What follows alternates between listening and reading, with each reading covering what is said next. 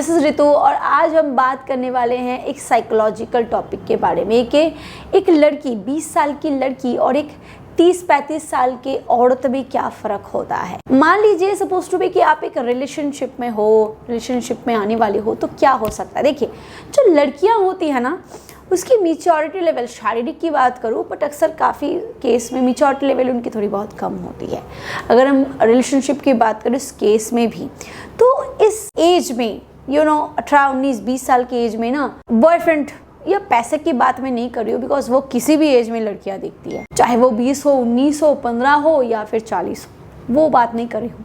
But अगर मैं priority की बात करूँ तो 20 साल की लड़कियां जो होती है, उसका बाइक के पीछे घूमना, गाड़ी में घूमना, रेस्टोरेंट लेके जाना, मुझे समय देना, रात भर 2-2 बजे तक जाग के गप्पे लड़ाना, ये सारी चीज़ें उनकी फर्स्ट प्रायोरिटी होती है, जो कि एक रिलेशनशिप जैसा उनके लिए मैटर करता है। जबकि एक 30 साल की 35 साल की औरत जो होती है ना, इन सारी झंझट से परे होती है, क्योंकि 30 साल की औरत की एक्सपेक्टेशन लेवल अलग होती है। या तो भाई आप काम आओ या फिर निकल जाओ, क्योंकि उसका जो डेस्टिनेशन होता है ना, वो बाइक, रेस्टोरेंट और गप्पे लड़ाने से परे कुछ और होता है। या तो वो डायरेक्ट तुम्हारा बेडरूम बन सकता है, या फिर तुम्हारा दिल, और या तुम्हारा घर। और इसीलिए तो भाई इस एज में लड़कियां औरत कहलाती है। This is a huge difference between them. और अगर हम एक्स्ट्रामैरिटल अफेयर की बात करें, रिलेशनशिप की बात करें, तो दोस्तों एक कम उम्र की लड़कियां जो होती है ना, उसके लिए ये जो मैच्योरिटी होती है, चाहे आप शारीरिक संबंध की भी बात करो या फिर आप किसी भी और रिलेशनशिप या फिर किसी और कैटेगरी की बात करो,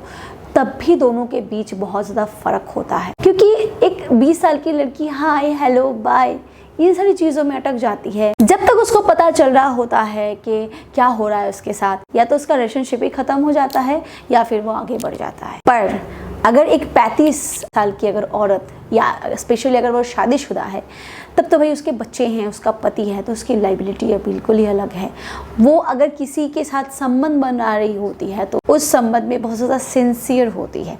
देखिए, औरतें बहुत सारी कैटेगरी की होती है। अगर मैं बात करूँ उन औरतों की जिनका कैरेक्टर नाम का कुछ चीज़ नहीं होता, उनके लिए ये वीडियो ही नहीं है, उनको ये वीडियो डेडिकेटेड ही नहीं है। मैं बात करी उन औरतों की जिनके लिए ये सारी चीज़ें पानी कम चाय नहीं है, जिनके लिए ये सारी चीज़ें आम बात नहीं होती।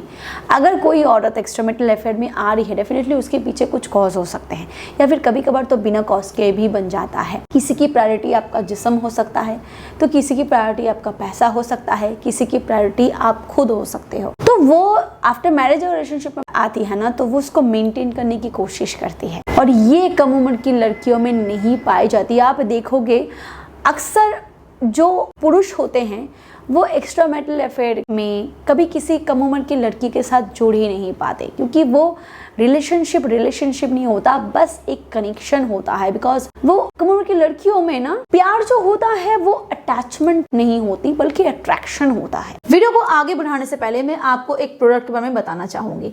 अगर आपको जल्दी गिरने की समस्या है, आपका बहुत ही जल्दी गिर जाता है, बेड पे आप बिल्कुल भी लंबा नहीं टिक पाते हो, ना आप खुद सेटिस्फाइड हो पाते हो, ना आप अपने फीमेल पार्टनर को सेटिस्फाइड कर पाते हो, तो आप जोस्टिक कैप्सूल का इस्तेमाल कर सकते हो। ये एक ऐसी आयुर्वेदिक सप्लीमेंट है जो तेजी से आपके जल्दी गिरने की समस्या को ठीक करने में मदद करता है। इसमें अश्वगंधा, सफेद मूसली, अकरकरा, शतावरी, कंचबीज, शिलाजीत, सलाम पंजा, गोक्षुरा, काली मूसली, तिवांग वसम और लौह वसम जैसे इंग्रेडिएंट्स डाले गए हैं, जो आपके जल्दी गिरने की समस्या को तेजी से सॉल्व करने में मदद करता है, और साथ ही साथ ये आपकी हाइपर सेंसिटिविटी को भी रिड्यूस करने में मदद करता है। तो अगर आप इसका इस्तेमाल करना चाहते हो तो डिस्क्रिप्शन बॉक्स में आपको इसके लिंक मिल जाएगी, आप चेकआउट कर सकते हो। अदरवाइज स्क्रीन पे जो नंबर है उस पर कॉल करके भी आप इसको ऑर्डर कर सकते हो। चलिए आगे बढ़ते हैं वीडियो की तरफ। उनके लिए ये बस मिलना जुलना होता है, नटखटपन होता है, तब जाके धीरे धीरे जब वो एक रिलेशनशिप में समय बिता रहे होते हैं, उसके बाद ये रिलेशनशिप डेवलप करता है। बट एक औरत अगर किसी रिलेशनशिप में आती है ना, शुरू में ही वो ये चीज़ें देख रही होती है कि वो पुरुष में सिंसियरिटी है कि नहीं, वो पुरुष में अटैचमेंट करने वाली बात है कि नहीं, मेंटल अटैचमेंट हो रही कि नहीं, ये चीज़ें औरतें शुरू से ही देखती हैं। और तब जाके वो किसी रिस्पॉन्सिबिलिटी में आती है, लाइबिलिटी में आती है, क्योंकि उसके लिए पति और उसका बॉयफ्रेंड या फिर उसका पार्टनर दोनों बराबर सिचुएशन में होते हैं। बिकॉज एक उसकी लाइबिलिटी है और एक उसकी प्रायोरिटी। कॉज कुछ भी हो सकता है, मैं पहले बता रही हूँ, कॉज कुछ भी हो सकता है। वो आपका बेड हो सकता है, वो आपका जिस्म हो सकता है, वो आपका पैसा हो सकता है, या फिर आप खुद हो सकते हो। तो इसलिए दोस्तों this is up to you कि आप किस एज में हो, किस सिचुएशन में हो और आपको किसके साथ रिलेशन बनानी है। अगर आप फोकस कर रहे हो कि आपको प्यार चाहिए, आपको किसी के साथ लॉन्ग टर्म में रिलेशनशिप बनानी है, आपको किसी के साथ लॉन्ग टर्म में आप शादी करना चाहते हो किसी को, हमेशा एक ऐसी लड़की को चुनो या ऐसी औरत को चुनो जो मेंटली मैच्योर हो। बिकॉज बाकी सारी चीज़ें तो कॉम्प्रोमाइज़ हो सकती है, बट अगर कोई मैच्योर ना हो, अगर कोई अंडरस्टैंडिंग ना हो, तो उस केस में लाइफ स्पेंड करना बहुत ही मुश्किल है। And you have to understand it. अगर वीडियो आपको पसंद आए तो उसे अप्लाई कर सकते हो, शेयर कर सकते हो and subscribe. Thank you, bye bye.